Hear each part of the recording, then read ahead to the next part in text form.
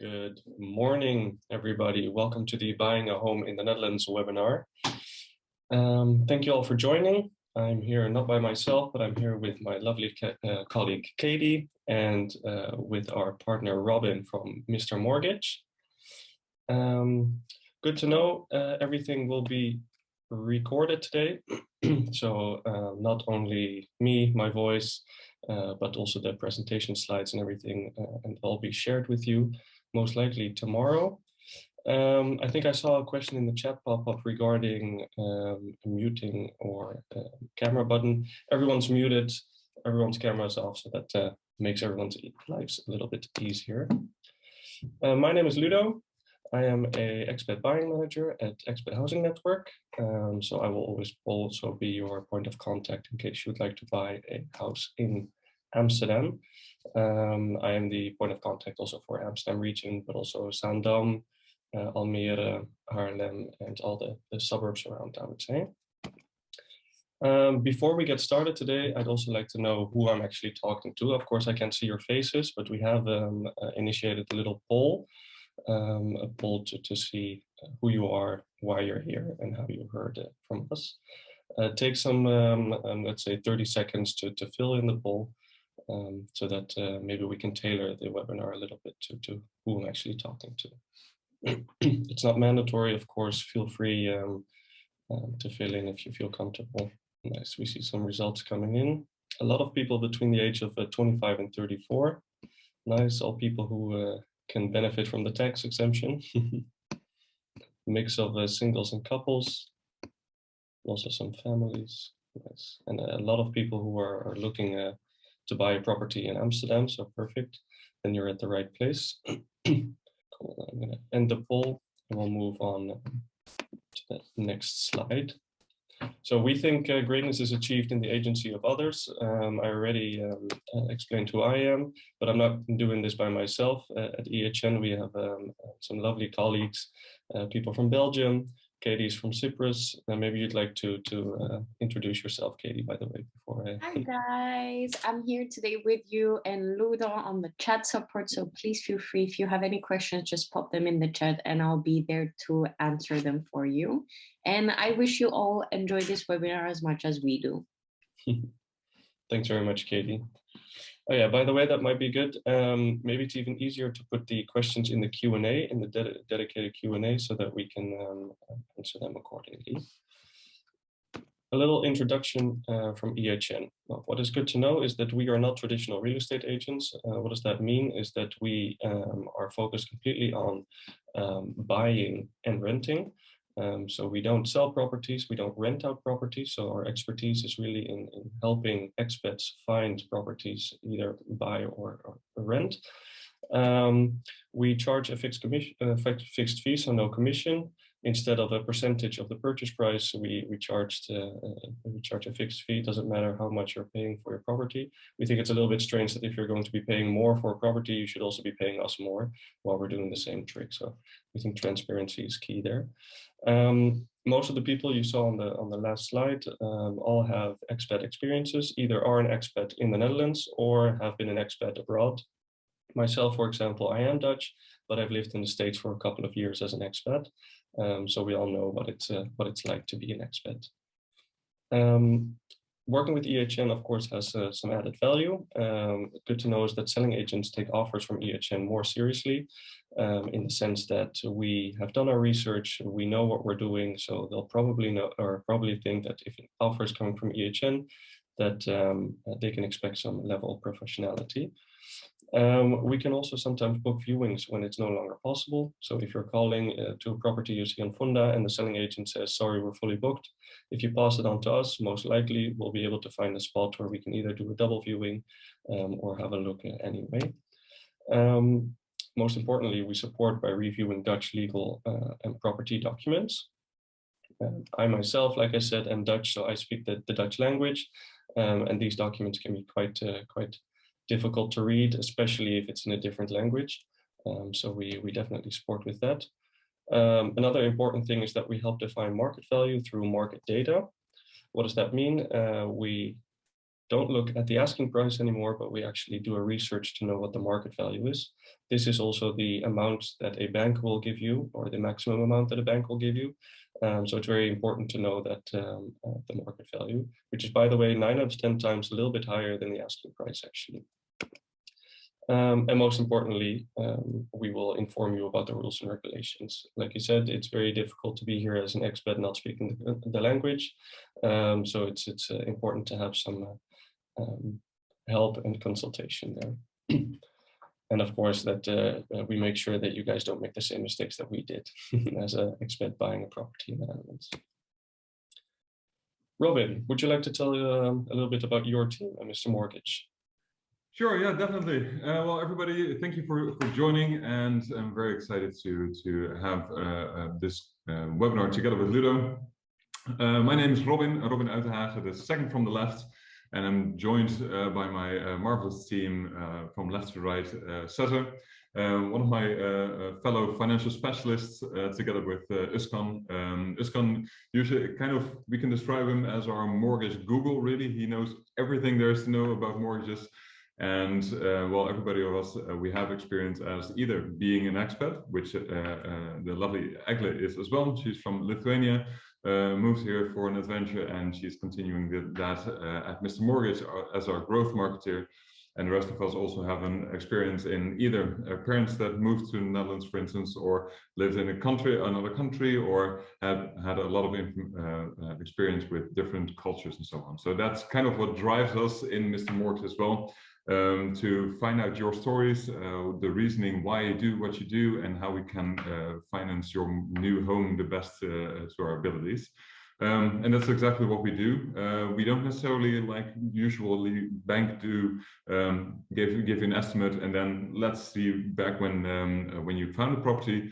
We guide you through the process as well. We, similar as Expat Housing Network, we value the personal approach to finding and financing your new home. So that's what we're here for. Not only about mortgages, but we do a broader range there about investing and how to keep up your finances, essentially, so you feel comfortable when you go to sleep in your new house and you don't have to lie awake, essentially. So that's the most important thing, just to feel relaxed in what you do and do everything with confidence. So that's what we do and what our aim is to help you with, of course.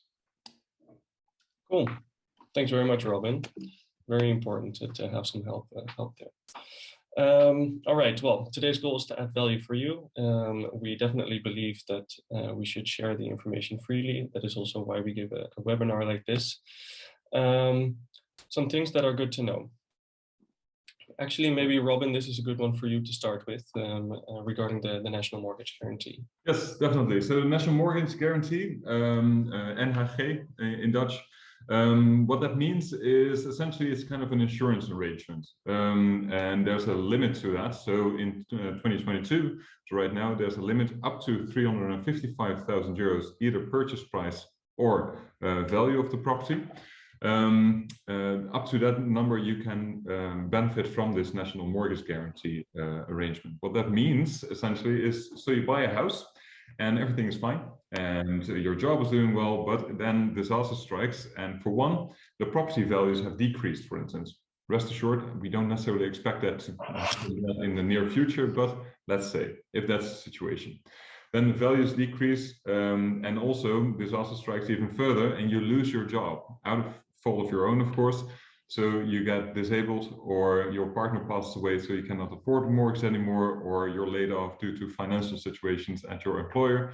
So essentially bad times, of course. So what happens then, if it's not the fault of your own and you have to sell your house, but the value has decreased under the outstanding mortgage, what that means is that if you sell your house, you have a remaining debt left. Now, then the National Mortgage Guarantee will pay that remaining debt for you. Now, this is the basis of National Mortgage Guarantee, and the reason that this was thought up was because of the financial crisis in 2009, 2013, approximately that range. Then this came up because people got into trouble when things like this happen. Now, again, we don't necessarily expect a major decrease in value, essentially. Maybe a slowdown of the increase of value. So why would you then still use this National Mortgage Guarantee if it's very unlikely that you would end up using it? Now, if you're within this range of up to 355, then banks will also give you a lower interest rate because you pose less of a risk because you have this guarantee. Then you can get a lower interest rate as well. So if this applies to you, if you find a property under this value of 355, then there are some benefits to that, and then we can see if that makes the most sense to you in your specific situation. So that's essentially it. Cool, thank you. Very interesting for sure. Well, there's also a thing called transfer tax. I'll go ahead and explain this one, Robin. So when you are transferring ownership from one property to from a seller to a buyer, you have to pay transfer tax. This is, normally speaking, if you're using the property as a residential property, 2% of the purchase price. Now, there are some exceptions in play that will exempt you from either paying transfer tax or partially not having to pay transfer tax. We have a few examples here. For example, the first one, Kate is single, under 35 years old, and the purchase price is 400K. Well, actually, I think this should be 399,999. Because if you're buying under 400K and you're under the age of 35, you don't have to pay transfer tax, so the transfer tax will be 0%. It might also be that you are a couple, one of you are over 35 and the other person is under 35 and the property is again under 400K. Essentially, you are both becoming owner of the property for 50%. In this case, Kate is 37 and John is 33. Kate will have to pay 2% over her 50% ownership, and John is paying 0% over his 50% ownership. Practically speaking, in total, they're paying 1% per transfer tax over the purchase price. Now, in the final example, Kate and John are both 33 years old, but Kate has already bought an apartment in the Netherlands, so it's not the first time she's buying an apartment in the Netherlands. John, however, is a first-time exemption user. Then Kate again pays 2% over her 50% share, and John pays pays absolutely 0% over his share. Again, they're only going to be paying 1% in total over the purchase price. So to summarize this, there are a few rules that you can use to actually be exempt for the transfer tax. Is you have to be under 35 years old. The purchase price, so not the value, but the purchase price has to be under 400K.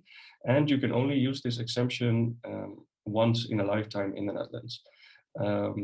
If you have already bought a property outside of the Netherlands and you're buying the first house in the Netherlands, then you can still use the exemption because it's the first time you're using the exemption. But if you've used it before, then you will have to pay the transfer tax. When we share the presentation tomorrow, you will be able to press the blue button you see on the right corner to visit the transfer tax checker.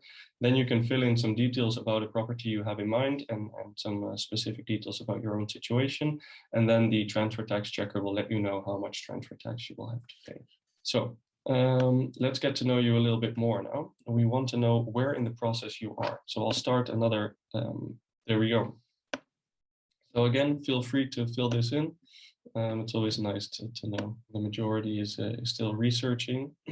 We have some people who are doing viewings as well. And the majority has not spoken with either an agent or a mortgage broker yet. Well, good thing you're in the webinar then. Nice, cool. Oh, and we even have one person who's made an offer already. Well, fingers crossed it's going to get accepted, and otherwise on to the next. Thank you very much, guys, for sharing that.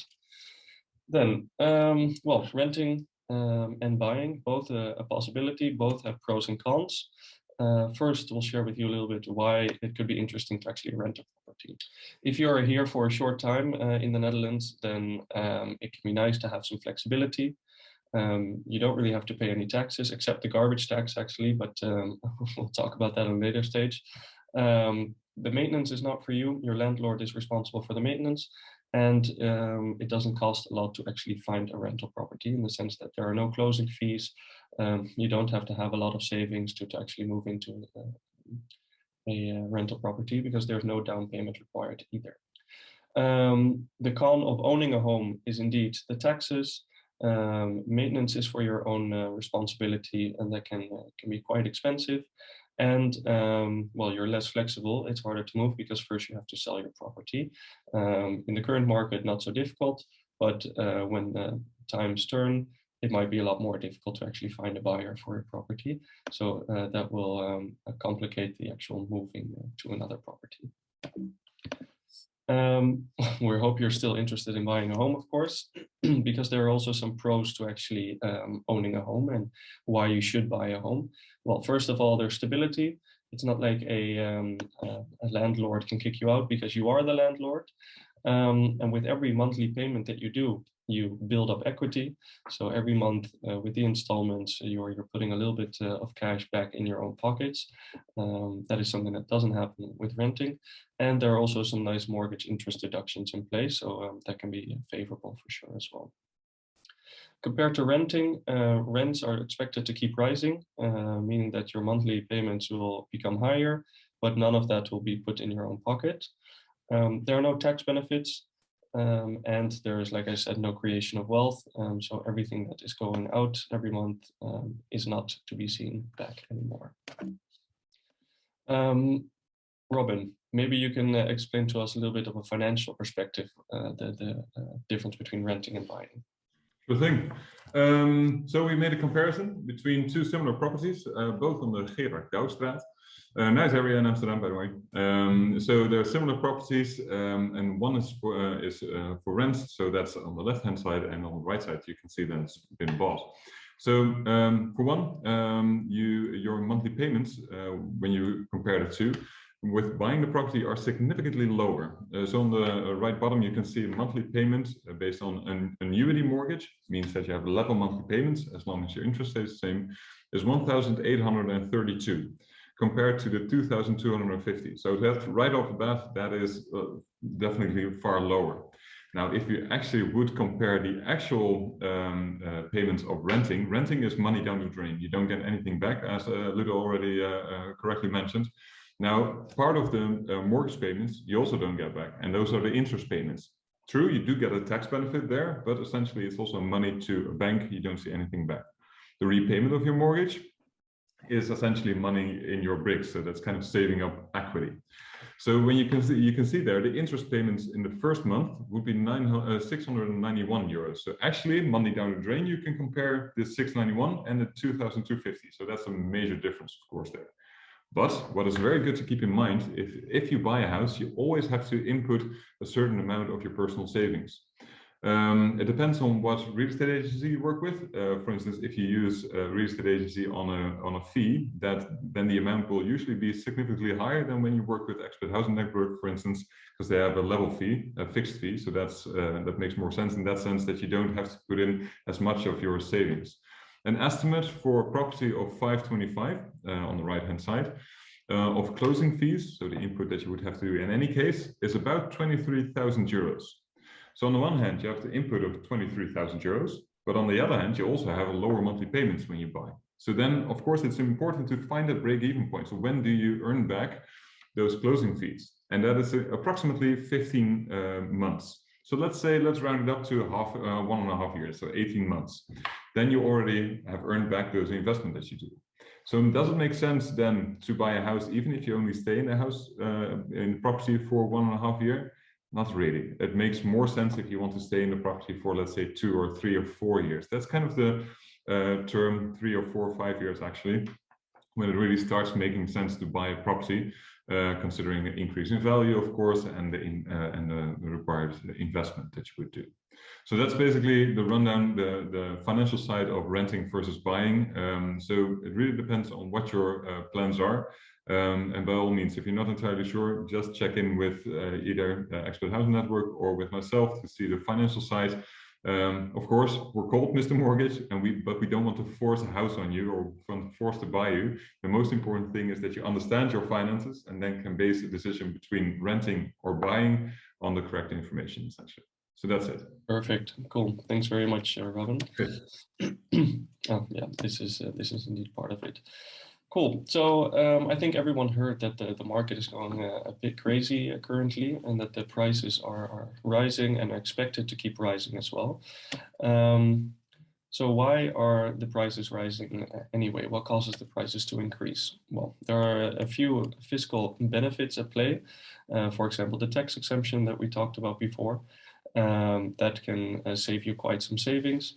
There's an interest rebate. There are no capital gains, meaning that there's no tax on the gains that you made from selling a property afterwards. And currently there's a tax-free parent donation, so-called jubelton in Dutch. This is, however, ending most likely, I think, in 2023. So if you do have kids and you want to put some money to their side, do that this year. But that is ending. Besides that, interest rates are very low currently, so money is cheap. And well, the rents are high, and like I said, will keep rising on the short term for sure.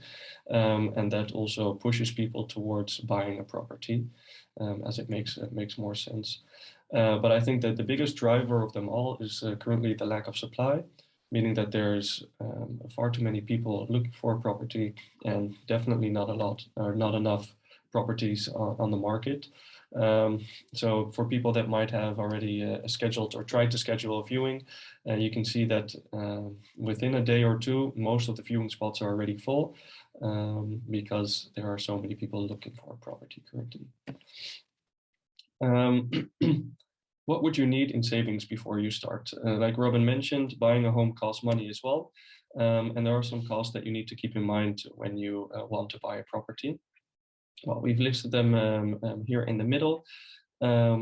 Important, the transfer tax, check if you are exempt from buying or exempt from paying transfer tax or not. But generally, this will be 2% of the purchase price.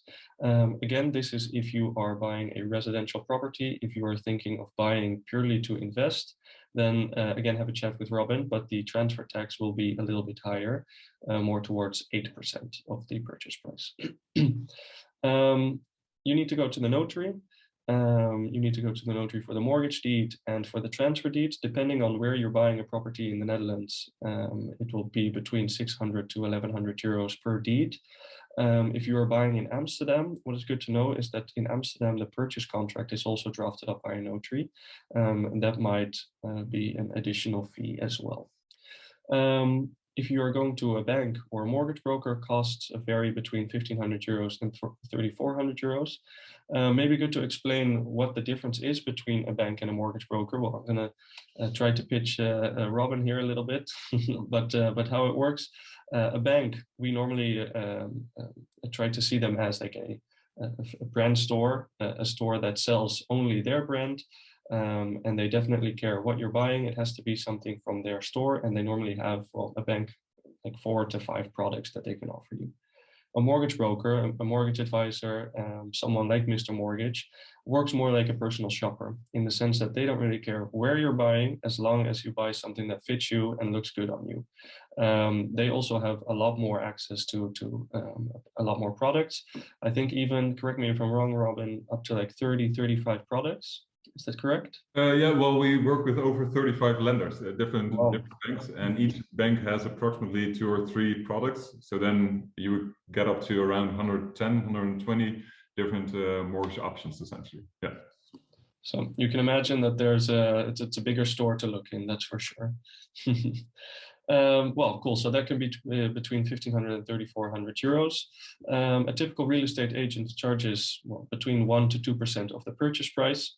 This can be quite a high amount, and that is also again the case, or the reason why Expat Housing Network has chosen to charge a fixed fee.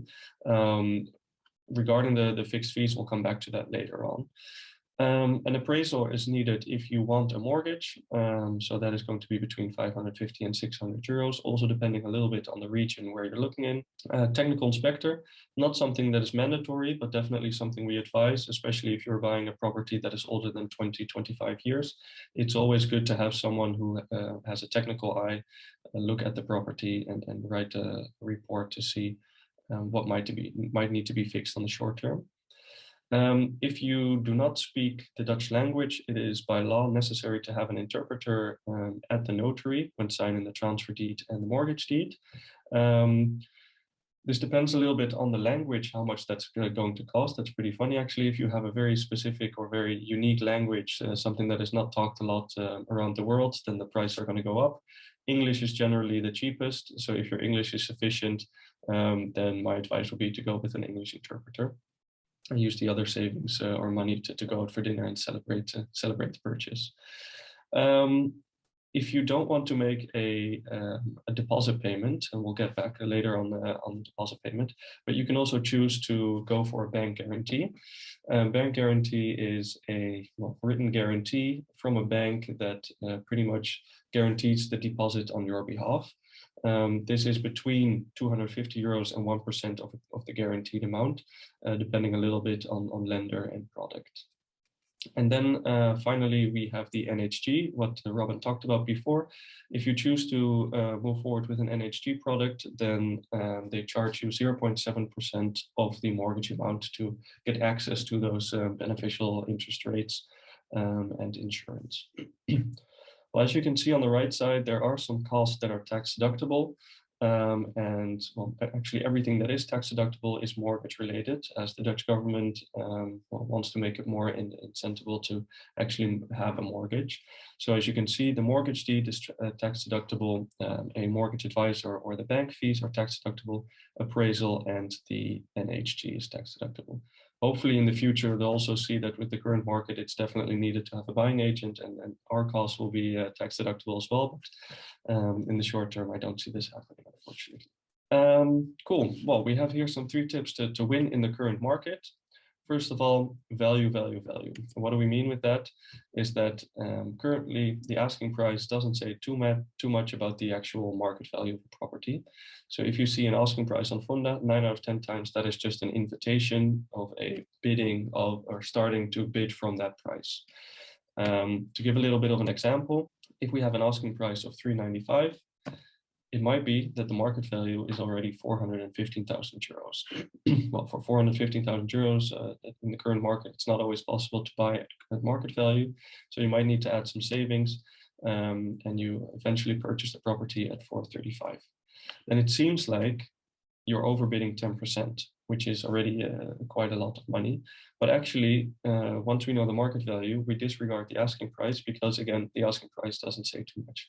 So if we only look at market value and purchase price and the difference between the two, you're actually only with brackets, overbidding 4.8%. Well, we also see selling agents who do it a little bit differently and actually put the asking price even lower. Then you see that within this example, the overbidding seems to be 16%. And that is also why we get these stories of that you definitely have to overbid between 15 to 20%. Well, actually, again, over market value, you're only overbidding 4.8%. So that is also why it's very important to do your research, see what the market value is. And if you see that the market value is higher than the asking price, disregard the asking price and only look at market value, and then you can decide if you want to potentially add some own cash to secure the property. Besides that, you need to make up or draft up a winning offer. What is a winning offer? Well, a winning offer is a good price. It doesn't necessarily have to be the highest price. Why do we say that? It's because you need to get, if you want to get a full mortgage, for example, you also have to bid a value that a bank will also appraise your property at. So if to go back to the example that we saw before, if the purchase price is 435, or the market value is 415 and the purchase price is 435, but if we put in the offer that we need financing of 435, the selling agent will probably say, yeah, but I don't think the property is valued at that amount. So we're not going to move forward with your offer because we don't think you'll actually be able to get that from a bank perspective. So if we would have made an offer at 415 and said we need financing for 415, most likely the selling agent would say, well, that is good because that is what we think the market value is as well. The second thing is offer security to the seller. Well, I just spoke a little bit about the financial clause. A financial clause is something that protects the buyer in case you are unable to get a mortgage from a mortgage provider. However, security the risk goes both ways. If you don't carry the risk as a buyer, the risk will go to the seller. And in the current market, where it's definitely a seller's market, the seller can really decide what they want to do. And they'll most likely decide not to take that risk. So they'll want the buyer to take that risk, meaning that we might need to take out the financial clause or put the financial clause a little bit lower than our purchase price. And with that, you can show that you have some own savings and that you are not fully dependent on a mortgage provider. With that, you give some offer security to the seller. Besides that, and that also depends a little bit in the region that you're looking in, but the offer that has the least amount of hassle can also be a very favorable offer. What do we mean with hassle? For example, a technical inspection. Now in Amsterdam, it's quite the norm to have a technical inspection because the properties are very old and you have some foundation issues and things like that. So it's smart to have a technical inspection in place. But I know from my colleague, for example, in Eindhoven, that a offer with a technical inspection, you are on the bottom of the list because it slows down the process. And sellers want to 9 out of 10 times sell quick. So yeah, the least amount of hassle, the more favorable your offer is. And what we see a lot is that currently even sellers are not that happy with the overheated market. Of course, they're getting a nice return on investment, but they are a little bit annoyed by the fact that a lot of investors are buying up properties. So if you offer an offer with a personal touch in the sense of a personal profile, something like that, and you show them that you will take good care of their new or of their previous home, and are going to start a family there, for example, and then just make it as lovey-dovey as you can, they'll most likely choose you over an investor. Even if the investor has offered a little bit more, it can be favorable there to offer the personal touch to an offer. Then the third is due diligence. We have a technical inspection and a technical inspector and an appraisal. I think we have a question after this, so we'll go to that first. A question to you guys. When do you think you need to book the third parties? Is that before or after your offer gets accepted? So would you book the appraiser and the inspector before or after your offer gets accepted? Just pop it in the chat. I'm curious what you guys think. I'll give you again a few seconds. So we're getting some befores in, a lot of befores actually. I think everyone is moving with. Oh, we have a person that is saying after as well. Well, I'm not gonna hold you in tension for much longer. It is actually after, and why is that? Well, if you have to get an appraiser and a technical inspector in every single time that you are thinking of making an offer, you of course have to pay them every single time for their services. And it might be, again, in this overheated market, that not every offer that you make gets accepted. So if we get an appraiser in every time and you have to pay them 600 euros and you have to pay the technical inspector 400 euros, so 1,000 euros every time you make an offer, you run out of savings pretty quickly. That is why you will have to request the technical inspector and the appraiser after the offer gets accepted. Of course, we as a buying agent do our research to know if there are any technical problems already with the house beforehand via the property document review, and we'll also do a price research so we roughly know what the market value is, so that your offer isn't far too different from the actual market value. But generally speaking, there is between the offer acceptance and the purchase contract signing around 1.5 to 2 weeks. And preferably, if the offer gets accepted, we book the third parties immediately so that we get all the documents in, or the reports, before we sign the purchase agreement, so that we also know before we dedicate ourselves to the purchase, we know if there are huge technical problems or if the market value is much lower than we offered. Because in the Netherlands, up until the moment that you sign the purchase agreement, you are not legally obligated to move forward with the purchase, and therefore only the financial obligations and financial penalties come in play when we sign the purchase agreement or the purchase contract. So ideally, this is the sweet spot where we request our third parties. To give a more of a general timeline and how the process works as a general state, we have the timeline here. So how it works is we start here with the search. We go to viewings, we see some properties, and finally we find a property that hits all our requirements, and we decide to make an offer. Well, we'll get the offer in and hopefully get the offer approved, of course. Then, like we said, we'll get the appraiser in and the technical inspector. And then it's waiting for those documents to come back. And then we'll go to either in Amsterdam, go to the notary to sign the purchase agreement, or outside of Amsterdam, the selling agent will draft up the purchase agreement and we'll sign the purchase agreement. From that moment, you have 3 days of a cooling off period. This is a period where you can, if you wake up in the middle of the night thinking, oh my God, what did I do? You can still pull out without giving any reason and also without any financial application or financial penalties. This is, by the way, also the period where you would reach out to Robin and say, hey, we signed the purchase agreement, we have the appraisal report, please get that mortgage for us. And that's when he starts doing his magic. Then on average, it's around 3 to 4 weeks where Robin is indeed applying for the mortgage. And well, I know he can do it much quicker, but so sometimes selling agents still think we need to do it in 4 weeks. 1 or 2 is sufficient. Yeah, exactly. That's what I try to push towards the notaries as well. But like I said, Robin does magic, so 1 or 2 weeks is definitely fine. Then the mortgage application gets approved. By the way, also those 4 weeks are the period that you have if you need to get any cash from your home country.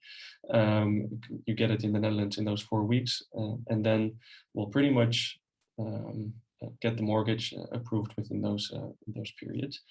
Then around a week and a half before we go to the notary again for the transfer, we'll get the statement of completion. Well, statement of completion is just a fancy word for final invoice.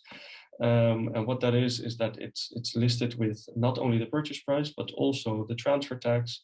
My costs will be on there, Robin's costs will be on there. Any other costs, for example, the interpreter, it will all be on one invoice from the notary. You pay all together to the notary, and then the notary distributes the money accordingly. Make sure everything is in before we go to the notary, otherwise everything will be delayed, of course. Then we have on the date of transfer the final inspection to make sure that the property is still in the same state as when we went to the technical inspection. Well, if everything is okay, we'll go to the notary, we'll sign the transfer deed, we'll sign the mortgage deed, and then you get the keys, and it's pretty much party time. Of course, you still have a period of 2 months, roughly 2 months. It's a little bit of a gray area, but that's what we call the liability term. And that is a term where we advise you to open all the windows, all the faucets, use your house in an extreme manner to see if everything is working. If there are some things that pop up in that period, then you can still reach out to the seller or via us to the seller to either get that fixed or to get some compensation on that.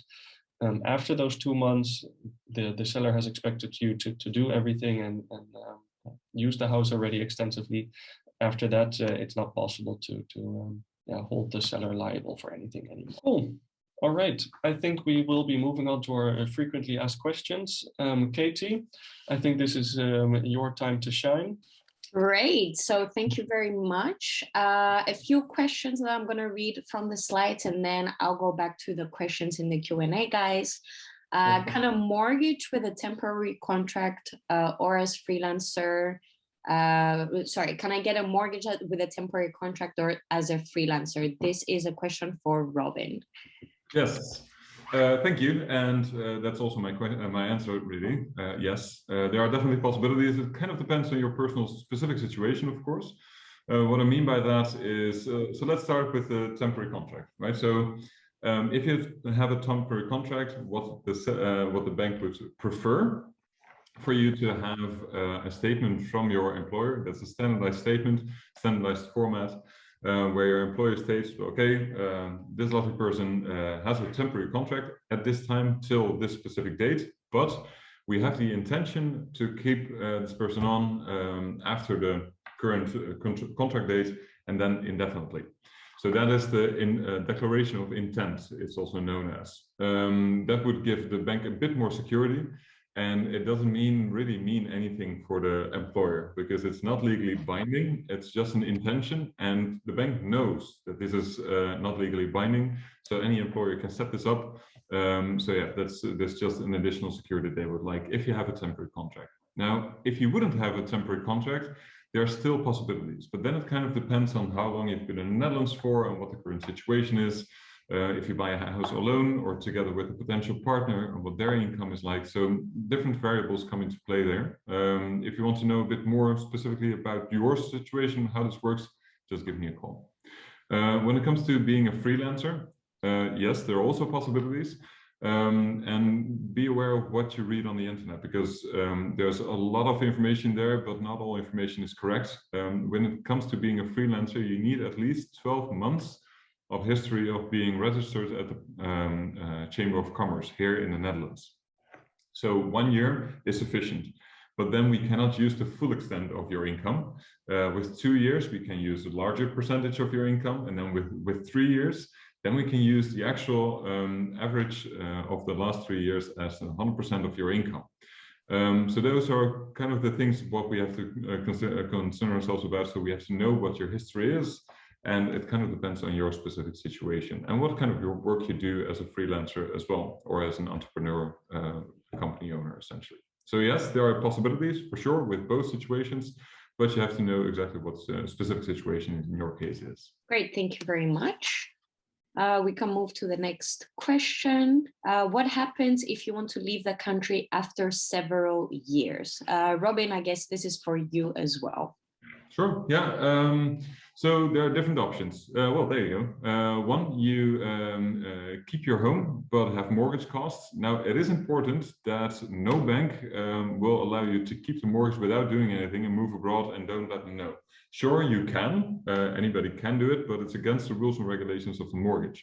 So that means that if you do so and the bank finds out, then they can make you sell your house. If you don't, they will sell a house for you. You don't want that.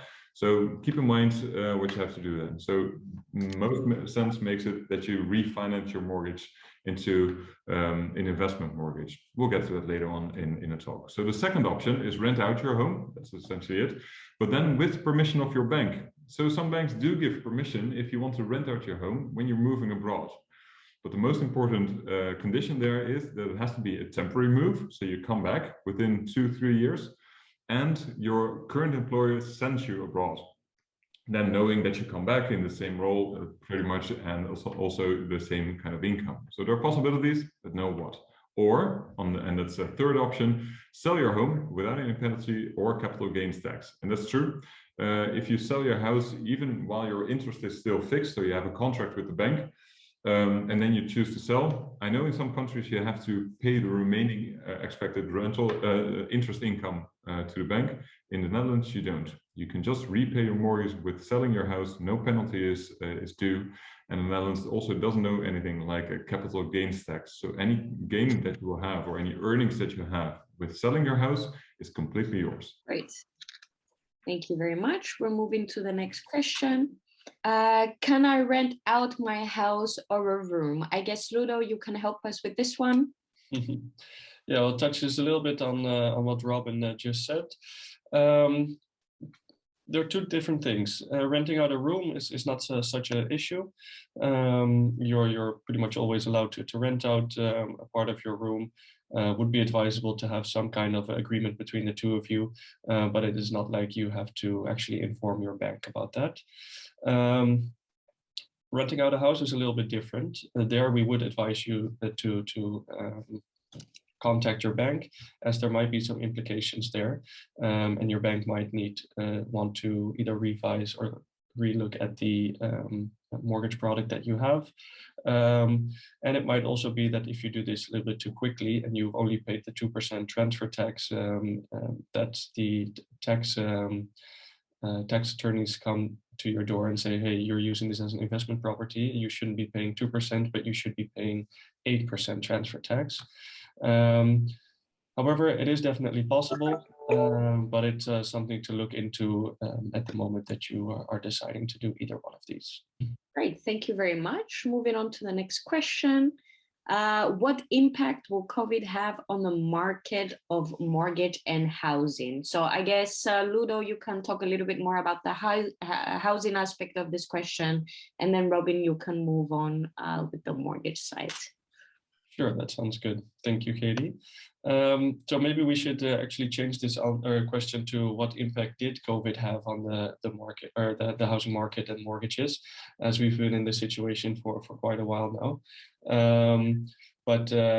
Yeah, it definitely did have impact on the housing market. First, back in 2020, the beginning of 2020, we thought the market was, I wouldn't say crash, but definitely going to go down, as people were a little bit afraid, didn't know what was going to happen, and therefore the amount of transactions definitely went down. But what we saw quickly already in July, August of 2020 is that things started picking up again. And because of all the lockdowns, quarantines, and all those such, people, and working from home, by the way, people realized that your house is actually very important, and that people wanted a little bit more space. Meaning that they were moving from either Amsterdam to Almere, Zaandam, those kinds of places. People that are living in a very small apartment in Amsterdam were thinking of maybe moving bigger so that they'll have an office in their property, maybe some outside space. So all of a sudden there was a lot more transactions and movement happening on the market. And that resulted in a huge rise, not only in 2020, but also in 2021. And the expectations, I think Rabobank came with new numbers a few weeks ago, expecting that the rise for 2022 is around 12.5%. It has had it depends on how you're looking on it, but it definitely a positive effect on the numbers in the sense that they're rising. However, for buyers, we would advise you to buy sooner than later, as like I said, the expectation is that the prices are rising. How about you, Robin, regarding mortgages? Yeah, so we saw the same thing happen, obviously, as you did, let's say March 2020, and then it kind of hit. And the first reaction then is people to be kind of spooked, right? So the first thing is they will keep things as they are, so don't make any sudden changes, and that kind of makes sense. And we saw the same thing in interest rate, because that's the first thing, and that's a hot topic, obviously, what the interest rates are going to do with mortgages. Now, we cannot look at too far into the future what will happen. Unfortunately, I lost that crystal ball a long time ago, but we can see what happened then. So we saw a slight increase in the interest rate, but that would return to normal quite soon as well. So maybe there was a month and a half that the interest rates were, fall into your hands, 0.05, 0.1% higher than they were before, and then they moved back to the normal number. So we didn't really see a big impact there. This first hiccup was primarily the market, international markets, being a bit spooked as well, so investors as well. So then we saw a decrease again in interest rates, and they're quite low now. We see a slight increase now in interest rates, but again, don't be spooked too much, because that increase in interest rate is 0.0345%. So that doesn't really make a big difference there in your mortgage capacity or your monthly payments. It's a wave situation that we can see anyway. Now, when it comes to another aspect of mortgages and COVID, is what we saw happening with the banks. So banks were a bit more to the safe side when it comes to documentation and assessment of a mortgage application. So when you were a freelancer or an entrepreneur and you had your own restaurant, for instance, sure, it made sense that closing a mortgage then was a bit harder. You had to answer a bit more questions. And we had a bit more questions from to the employers that you worked for, if they didn't have any plans when it comes to organizing the whole structure of their company, to make sure that you don't only now have a income, but also in the future. And that's what banks wanted to, but also we do the same. So we're not linked to any bank or anything, but we want to make sure that we don't overcredit you, just so you're on a cloud right now of expectation and buying your new home. But we want to make sure that you can afford it now and also in the future as well. So it's always good to kind of be aware of what your situation, personal situation, will change based on this COVID situation, of course. So all of this will be considered. So interest rates, pretty much the same really, only a couple of more specific questions from banks in that sense. Yeah. Great, thank you for your answers, guys. Let's move to the next question. That would be, what is the 10% deposit I need to complete? Ludo, this is for you. So when you're buying a property, you need to give some security to the sellers that you're actually moving forward with the purchase, even though you've signed the purchase agreement. And that is the 10% deposit. Now, like I said before, there are two ways to do this. Either a 10% deposit from cash, in the sense of from own savings, or which is totally understandable if you don't have the 10% on your bank account currently, you can choose to go with a bank guarantee. And this is normally 1% of the guaranteed amount. So if the deposit is 40K from 400K, then the bank guarantee would be around 400 euros, depending again on the mortgage lender. Yeah, so that is the 10% deposit that is normally due around a week or 2 weeks after the mortgage is approved. So this is something that you first apply for the mortgage. If the mortgage is approved, then with the same lender, you can apply for the bank guarantee or make the deposit in case you want to make the deposit. What might be good to know is that currently there's a negative interest on the accounts of the notaries. This would be the account that you have to make the deposit on, meaning that every day that there's an amount of savings or cash on the notary's account, they charge a small amount to keep that money. Well, actually, the government is charging that, and it's not totally fair because it's not the notary's money, so they therefore charge the clients they're holding the money for. Don't pin me down on it, but I think it's around €1 per 70K that you have on the account per day. 9 out of 10 times this means that a deposit is cheaper than a bank guarantee, but in some rare occasions where the transfer date is a year from the moment that you sign the purchase agreement or a year from the moment that you make the deposit, it can even be a little bit more favorable to go with the bank guarantee than to go with a deposit. But again, this depends on the specific situation. But that's the 10% deposit. Okay, great. Thank you very much. Now we're just going to talk a little bit more about the timeline, so you guys have a little bit more of an idea of how the process looks like. Yeah, and I think this is also the timeline to let you know where the deposit is paid. So, well, we have the mortgage application here, and then between the mortgage application approval and the statement of completion, that is when the deposit is going to be made. Great. So what are your fees? I have a lot of questions on that, guys. So this is the moment you are looking for. Please feel free to ask more questions related to this if your questions are not answered. So Ludo, what are our fees? Yeah, always a very important question. We've been talking so much that we don't charge a commission, so it might be nice to know what our actual fixed fees are. So generally speaking, we offer two packages. We offer the Smart package and the Complete package. And we have a new package, which is the new build package. And that is for clients who are looking into buying a new build property. The process is a little bit different. We also have a webinar specifically for new builds. So check that out if you are interested in doing something like that. But for now, the Complete package. Complete package is what we say for the hard worker, for the people who have a little bit less time, but also for people who are absolutely new to the process and who could use some extra help.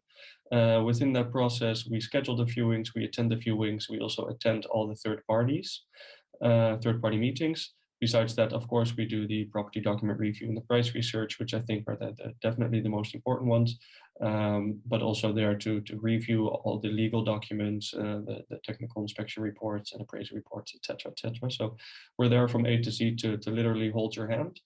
Well, now with COVID, we'll fist bump, but we'll be there. We also have a Smart package. This is a little bit more for the independent buyer. This is for the people who have a little bit more time on their hands, are not afraid to pick up the phone and book their viewings themselves. You'll also be doing the viewings themselves. And at the moment that you have decided you want to make an offer is the moment that you contact us. And that is when we start again with the property document review, with the price research. And I would say from that moment, we're there until the final end to help you through the process. What is good to know is that the third-party meeting, so going to the technical inspection and the notary, will also be done by yourself. Of course, we'll be on standby if you have any questions or things like that. The difference between pricing, as you can see, the Smart Package, 2,500 euros. We ask a deposit payment of 300 euros, and then the outstanding amount is only done completely at the end during the final, with the statement of completion. And then we have the complete package of 3,999 and a deposit of 400 euros. So, of course, the deposit is included in this price. And then the new build, 2,999. With a deposit of 400 euros as well. That would be our packages. Now you have some packages as well, Robin. Tell me. Yes. So when you buy a house, essentially, so if it's your own property or your second property, that's perfectly fine. Or buy to let, that's pretty much the same. That's a fixed fee of 3,250 that you can see that the middle two. Regardless from what package it is, we charge a down payment of 499, so a little less than 500 euros to do the quite extensive financial analysis to see what your range is. We will discuss different scenarios, and that's kind of the first step as well. So we need some information, of course. We have a personalized portal for you where you can upload documents. You can see exactly what we need, and we don't have to go back and forth in email, just to make it a bit more convenient. So to set everything up, to do the analysis, to do the primary talk for about an hour in which we discuss everything, discuss different scenarios of your financial possibilities, that's a down payment of 499. Now, when it comes to refinancing, we have a fixed fee of 2,500 euros. This means that if you have you currently have a mortgage already, and you want to either change it into an investment mortgage, or you want to revise the interest rate, for instance, that's a fixed fee of 2,500 euros. Now, again, if you buy a home, either first-time home buyer, or you buy your second home, so your next home that is, and or you buy a buy-to-let, that's a 3,250 euros. Again, same as Ludo said, already the down payment is included there. And also with us, you only pay the remaining amount at the very end of the process, just before you go to notary in the note of completion. Now we work on a no cure, no pay base. So if we cannot get you to the notary, we don't get paid. And we can say that with pretty much with confidence, because we already did an extensive analysis. So we know if we can get you there, and want to give you the security there as well. Now, if you buy it for over $1 million, then our fee is 3,999 euros, because then the mortgage application process is a bit more extensive. Banks will want to have more security, want to have more backing in our advice as well when it comes to financing like that. So that's it. Great. Thank you very much, guys. That helps a lot. So yeah, please give us some feedback. I believe we'll have a poll coming up regarding. Sorry, Ludo? Yeah, we do indeed. So here we have the poll. We'll go through all of your questions in a little bit, the remaining questions that you have in the Q&A. But first of all, we'd like to have your feedback to see how your experience was, if you missed anything, etc., etc. So that maybe for the next time we can even adjust it a little bit more. We see some great numbers coming in. Fantastic. That is always great. Also, by the way, feel free to, if you did miss anything that isn't also mentioned in the poll, to pop in the Q&A. We'll be taking note of that as well. Give you some extra seconds there. And then we are going to move on to the questions. Thanks very much, guys, for filling in. Great. So I have some great questions here. Some of them are quite similar, so I'll just mingle them together into one. Okay. Robin, the first one is for you. It's from different people, but at the end of the line, the question is, does having the 30% ruling have a positive or a negative effect on the mortgage limit that I can get? Yes, well, all different people. Thank you. It can have a positive effect. We can include it in the mortgage calculations, that's for sure. Though the 30% ruling has a limited time of a maximum of 5 years. And then if you're already a couple of years in, so if you're 2 years in, there's a remaining 3, of course. So what the bank will say is, okay, sure, we can include it, but only for the time remaining. So let's say you can borrow 5,000 euros more, and that's kind of the range as well. So it's usually depending on your income, of course, somewhere between the 5 and maybe 15. If you're a very high earner, maybe 25,000 euros that you would be able to borrow more.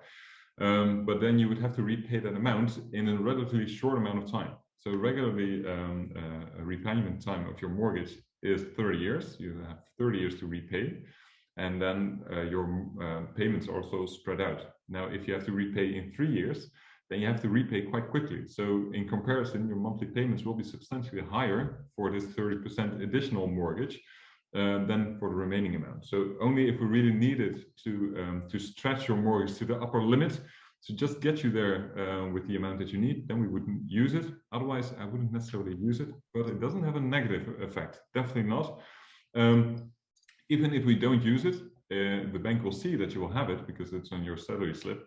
And then if anything, it will give them more security because then they know, okay, they already didn't go to the limit, but we know there's even more range there. So they're more comfortable in supplying you the mortgage when you do the application. Great, thank you very much. And then a closely related question to that, to mortgage would be, just lost the question. There we go. Are there any constraints in buying a house for visa type? So for example, if there's an ICT visa and a HSM visa holders, can they get the same amount of mortgage?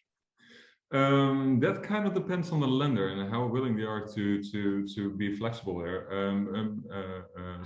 Having a visa as a highly skilled migrant, then there's no issue. Pretty much any lender will allow you to take out a mortgage because they know the situation that it's in. ICT, that's a bit different. Because then the banks feel like, and I'm not saying that I agree with them, but they feel like there's less security because the term is usually shorter.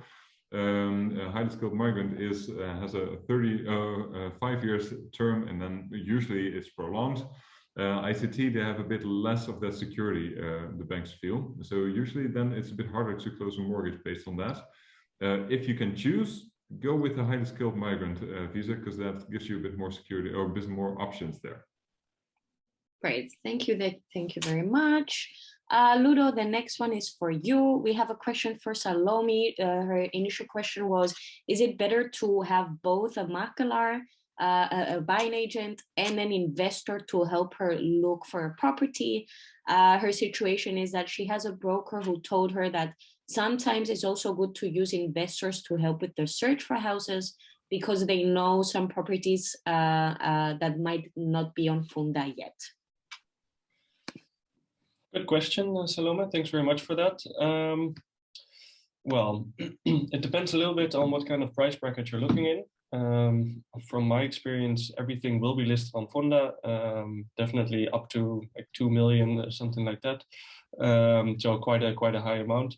And therefore, 9 out of 10 times you will always be able to find the property that you're looking for on Funda.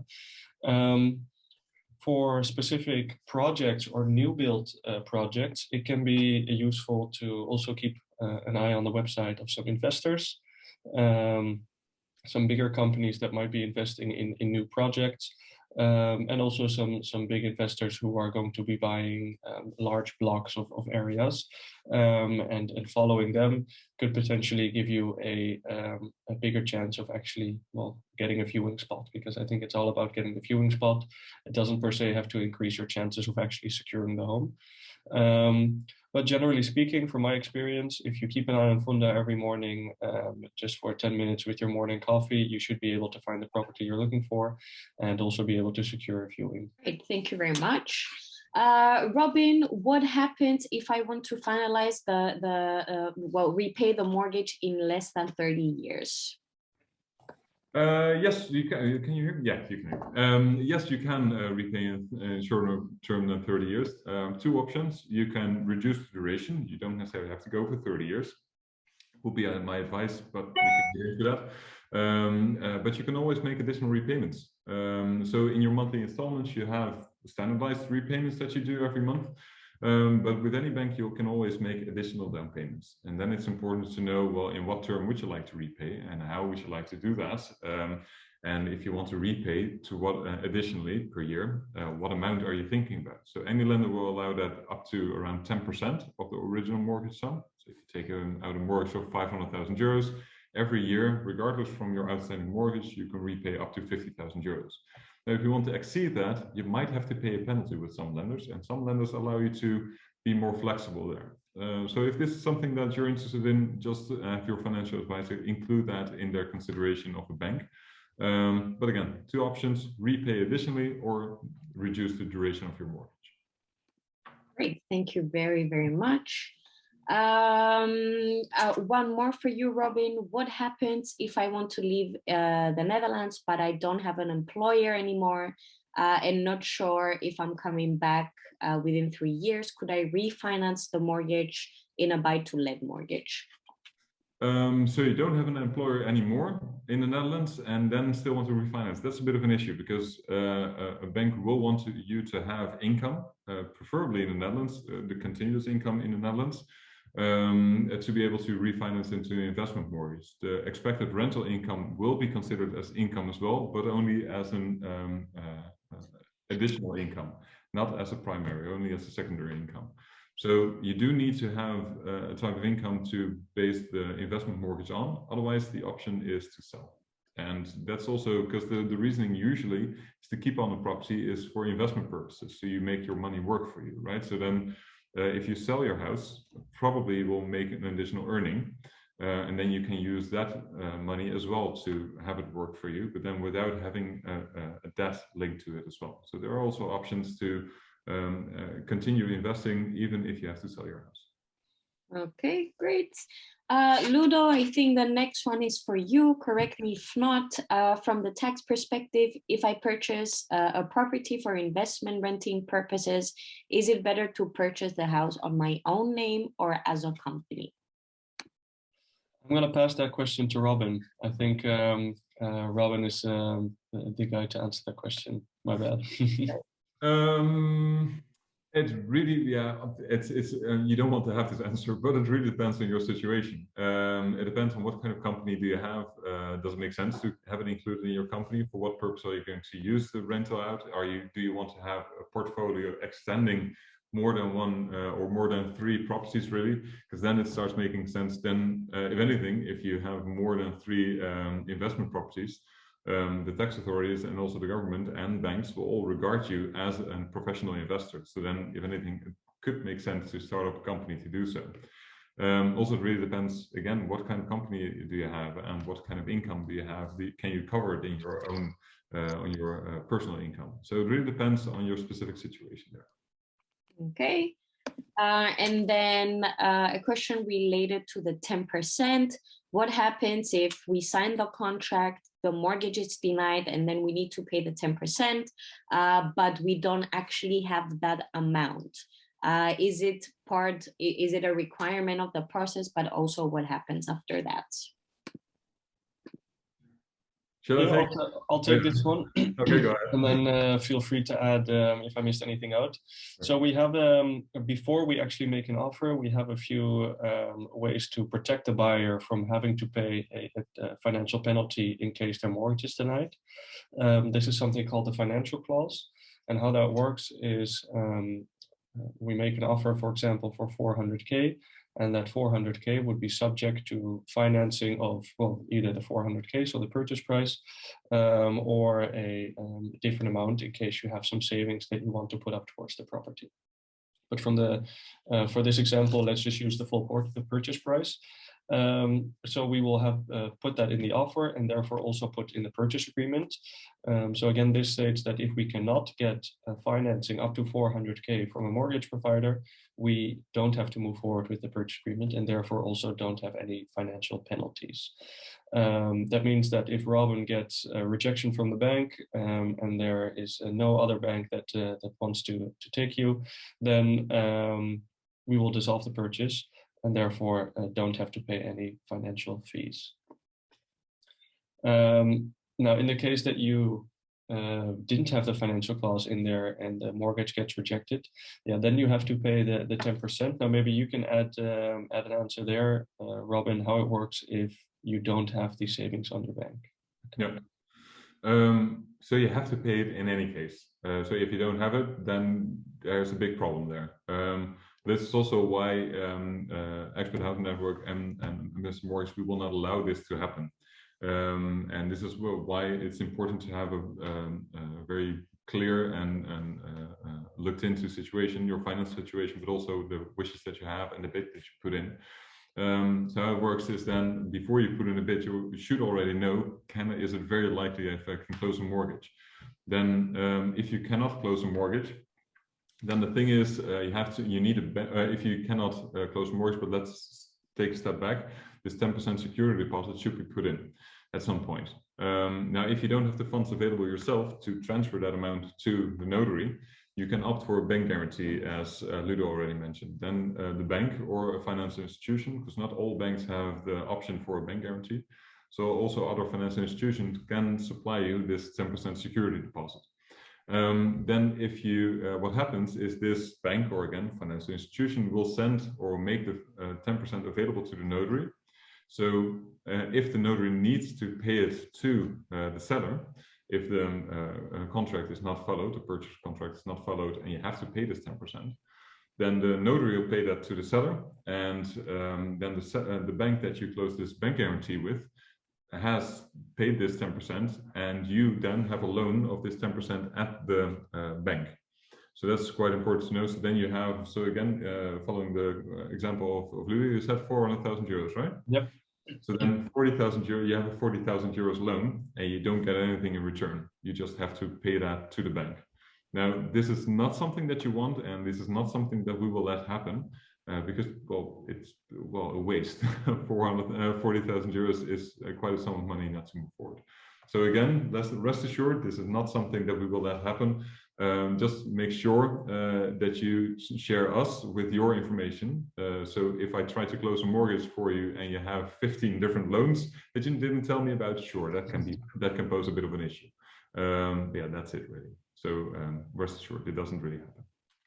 Great, thank you very much. And then last question for you, Robin.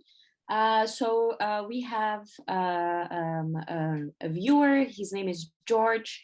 The situation would be that at the moment he doesn't have a permanent contract, but it will be renewed in July, August. His question is it better for him to look after that or before? But do keep in mind that he does have a letter of intent at the moment. Well, George, then you're good, really. So if your contract will be renewed in July, August, and you know that it's going to be a permanent contract, all good. Your employer gave you a letter of intent, so then you're really all good to go. The only thing is when we're nearing that date of July, August, when your contract will be renewed, and that's stated on your employer statement, then the bank can ask, well, hey, we're already around 4 or 2 weeks before that end date. So now your employer should already have let you know what the next step is going to be. But no worries, there's definitely something that happens more often and you're completely good there. Great, thank you very much. Guys, there were a lot of questions. I'm not very sure if I missed any. If I did, please feel free to have an intake with us and Mr. Mortgage so we can go through your questions and talk a little bit more specific about your situation. I hope you all enjoyed the webinar, had some time to gain some knowledge, and I wish you a pleasant day ahead. Thanks very much, Katie. Thanks, the question queen, for being able to answer all the questions that were in the Q&A and in the chat. Thanks to you as well, Robin, for answering all the mortgage and financial related questions. Fantastic. Like Katie said, indeed, if you would like some more information or talk about your specific situation, feel free to book an intake with either us or with Mr. Mortgage. No strings attached there, a free intake just to gain some more knowledge. we'll be sending the recording of this presentation and webinar to you tomorrow, most likely. Yeah, if you'd like to go through it again, that is definitely possible. All right, thanks everyone. Bye guys. Bye. Cheers, guys. Thank you.